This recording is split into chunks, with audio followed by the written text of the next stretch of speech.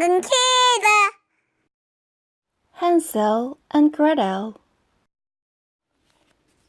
Once upon a time, a very poor woodcutter lived in a tiny cottage in the forest with his two children, Hansel and Gretel. His second wife often ill-treated the children and was forever nagging the woodcutter. There is not enough food in the house for us all. There are too many mouths to feed. We must get rid of the two brats. She kept on trying to persuade her husband to abandon his children in the forest. Take them miles from home so far that they can never find their way back. Maybe someone will find them and give them a home. The downcast woodcutter didn't know what to do. One evening, Hansel and Gretel had overheard their parents' conversation. Hansel was so shocked, but comforted Gretel. Don't worry, Gretel. If they do leave us in the forest, we will find a way home. He slipped out of the house and filled his pockets with little white pebbles, then went back to bed. All night long, the woodcutter's wife harped on and on at her husband. At dawn, the woodcutter led Hansel and Gretel away into the forest. But as they went into the depths of the trees, Hansel dropped a little white pebble here and there on the mossy green ground. At a certain point, the woodcutter said, "Hansel and Gretel, I will go and get some more wood there." And the woodcutter gave his children a piece of dry bread and left.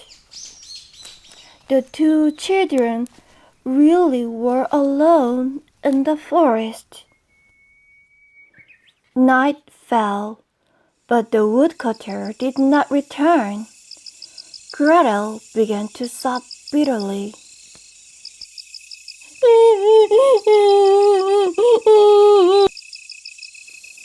Hansel felt scared, but he tried to hide his feelings and comforted his sister. "Don't cry. Trust me. I swear I will take you home, even if Father doesn't come back for us." Luckily, the moon was full that night, and Hansel waited till its cold light filtered through the trees. "Now, give me your hand. We will get home safely. You will see." The tiny white pebbles gleamed in the moonlight, and the children found their way home. They crept through a half-open window without wakening their parents. Hansel and Gretel were tired but thankful to be home again. They slipped into bed. Next day, when their stepmother discovered that Hansel and Gretel had returned, she went into a rage. Stifling her anger in front of the children, she locked her bedroom door, reproaching her husband for failing to carry out her orders. The weak woodcutter protested, torn as he was between shame and fear of disobeying his cruel wife. The wicked stepmother kept Hansel and Gretel under lock and key all day with nothing for supper but a sip of water and some hard bread. All night, husband and wife quarreled, and when dawn came, the woodcutter led the children out into the forest. However, Hansel had not eaten his bread, and as he walked through the trees, he left a trail of crumbs behind him to mark the way. But the little boy had forgotten about the hungry birds that lived in the forest. When they saw him, they flew along behind, and in no time at all, they had eaten all the crumbs. Again, with a lame excuse, the woodcutter left his two children by themselves. I've left a trail like last time, Hansel whispered to Gretel consolingly. But when night fell, they saw that all the crumbs had gone. I'm frightened.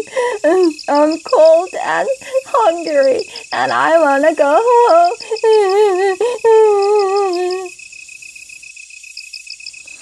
Gretel, don't be afraid.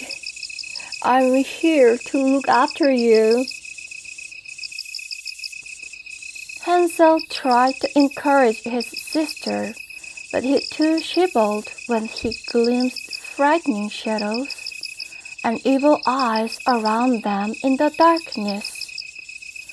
All night, the two children huddled together for warmth at the foot of a large tree.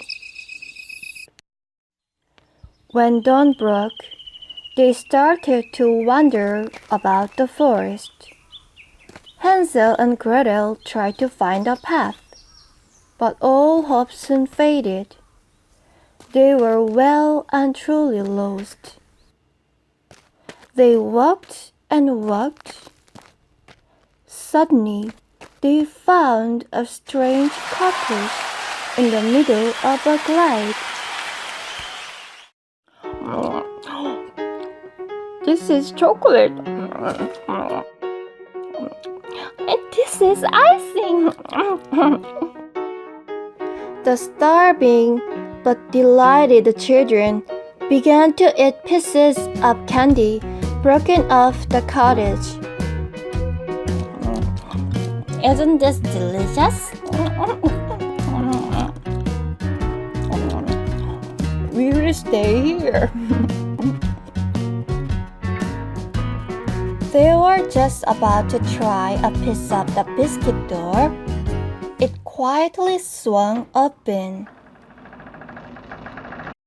Well, well, haven't you children a sweet tooth? Come in, come in. You've nothing to fear. Unluckily, the sugar candy cottage belonged to an old witch. This cottage is a trap for catching unwary children. You are nothing but skin and bones. I shall fatten you up and eat you. You can do the housework, then I will make a meal of you too. Luckily, the witch had very bad eyesight, and Gretel smeared butter on her glasses. She could see even less. Let me feel your finger. Every day, the witch checked if Hansel was getting any fatter. Now, Gretel had brought her brother a chicken bone. and when the witch went to touch his finger, Hansel held out the bone. Hansel, you're still much too thin. When will you become plump? One day, the witch grew tired of waiting. Gretel, light the oven. We are going to have a taste roasted boy today. Gretel, run and see if the oven is hot enough. I can't tell if it is hot enough or not. The angry witch screamed at the little girl. Ah! Useless child. All right, I will see for myself. But when the witch bent down to peer inside the oven and check the heat, Gretel gave her a tremendous push and slammed the oven door shut. Gretel ran to set her brother free, and then they discovered something special. It was a huge candy egg, and when they opened it, there is a casket of gold coins inside. We will take this treasure with us. They filled a large basket with food and the treasure, set off into the forest to search for the way home. This time, luck was with them, and on the second day, Hansel and Gretel could find their way home. Oh, your stepmother is dead. Come home with me now, my dear children. The two children hugged the woodcutter. Promise you will never ever desert us again.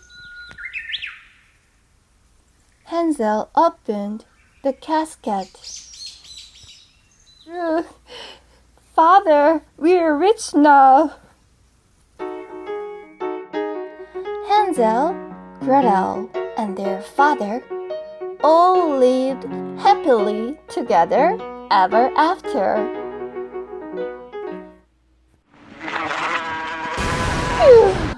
It was a close call.